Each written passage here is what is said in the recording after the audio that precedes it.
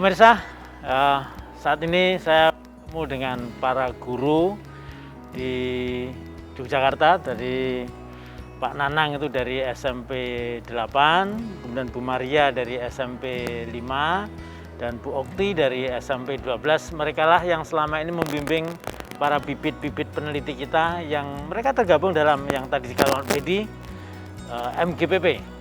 Mungkin dari Pak Nanang, gimana Pak Nanang? Mereka membimbing, membina itu caranya gimana? Setelah anak-anak mengikuti MPLS, kita minta mereka untuk mengumpulkan berbagai macam sertifikat yang diperoleh sejak SD, sehingga kita inventaris prestasi-prestasi anak yang atau bakat-bakat anak yang telah dimiliki sejak dini. Dari situ kita data sesuai dengan bakat dan minat untuk kita kembangkan.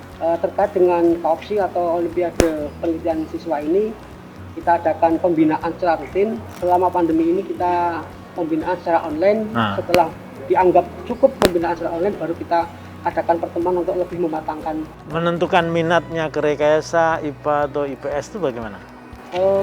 Dari kecenderungan anak. Jadi kita lihat potensi yang ada, mereka cenderung kepada IPA dan IPS seperti itu. Kita arahkan untuk memilih. Terus bagaimana mengembangkan agar anak itu kemudian bisa menemukan masalah untuk kemudian dikembangkan? Masalahnya datang dari masalah sehari-hari, Bapak. Jadi anak-anak menemukan yang menurut mereka, seperti sekarang temanya COVID, kemudian anak-anak mau buat apa ya, kemudian mereka akan meminjam alat lab, karena situasi COVID mereka tidak di sekolah, kami mengizinkan alat-alat itu bisa dibawa ke rumah. Itu adalah salah satu cara kami memfasilitasi. Tapi kalau pembinaan yang pribadi, anak-anak seringkali bertanya, jadi otomatis Bapak Ibu guru menyediakan diri ketika mereka menelpon atau nanti kita akan punya Zoom meeting bareng untuk diskusi. Itu dilakukan di tempat kami. Pengembangan dari anak-anak menemukan masalah itu gimana caranya? Mengembangkan itu kemudian menjadi sebuah proyek penelitian itu? Pertama, eksperimen dulu. Jadi kalau di sekolahan kami tidak melakukan menulis dulu, tapi eksperimen dulu. Karena bagi anak-anak itu menulis dulu sulit. Terus gimana untuk bisa menjadi sebuah proyek penelitian? Untuk menjadi suatu proyek penelitian, kalau di SMP 12, kami giring untuk anak-anak mencari masalah. Saya minta untuk membaca apa yang lagi hit saat ini, misalnya terkait dengan COVID. Kemudian masalah apa yang timbul. Kalau di SMP 12 kami mengembangkan tentang mampir, tentang teknologi parkir, yang ini merupakan salah satu masalah yang yang sedang hits tahun-tahun ini dan sebelumnya.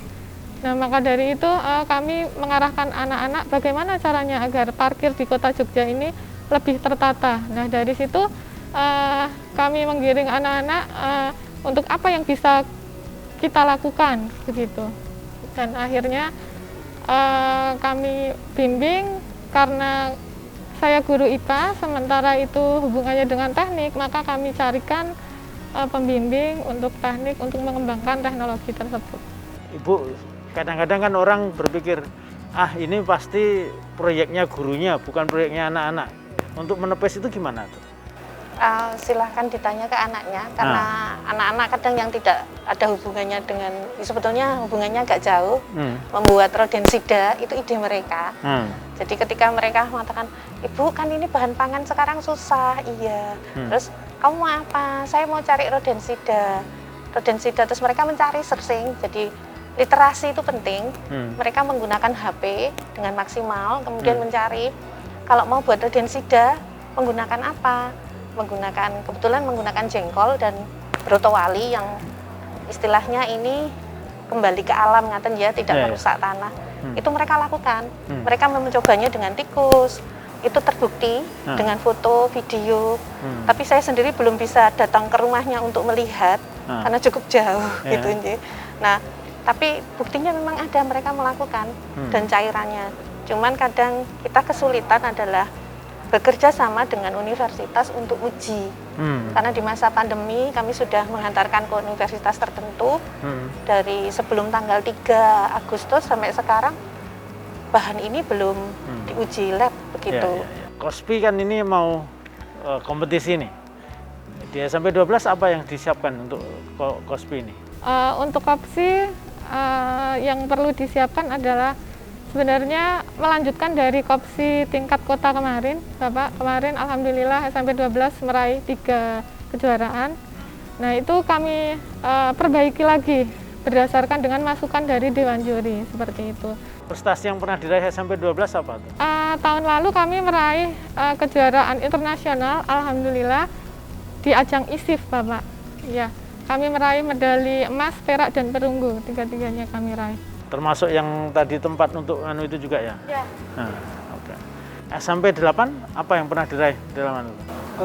Di tahun ini kita juara IPS. Untuk tahun-tahun sebelumnya pernah juga meraih di juara 2 tingkat nasional di Surabaya. Jadi kita tetap perjuangkan atau kita usahakan untuk tradisi prestasi itu tetap bisa dipertahankan. Ya. SMP 5, Bu? Ada 13, Bapak.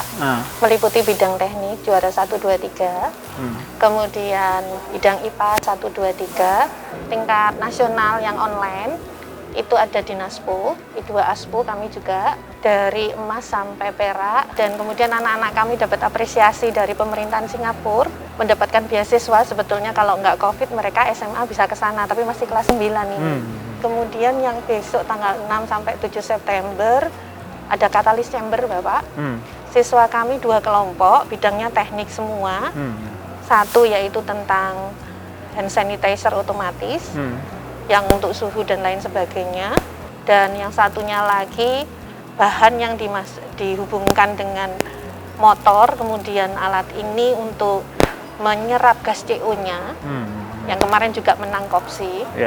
Ini diminta pameran bersama dari tingkat yang SMP mereka sendiri sampai tingkat profesor ngaten.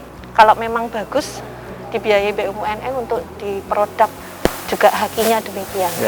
Ya, pemirsa, ini tadi para pembimbing peneliti-peneliti muda, peneliti-peneliti belia kita karena masih SMP, yang kemampuan metodologi dan ilmunya tentu belum seperti kematangan pada para mahasiswa maupun ilmuwan, tetapi mereka sudah punya keinginan untuk mengetahui sesuatu, dan mereka lah yang saat ini ikut bertanggung jawab untuk menyalurkan agar minat bakat mereka itu kemudian tersalur dan nanti menghasilkan sebuah karya-karya yang membanggakan bagi kita semua, bagi pemerintah kota di Jakarta dan juga bagi bangsa dan negara kita semua.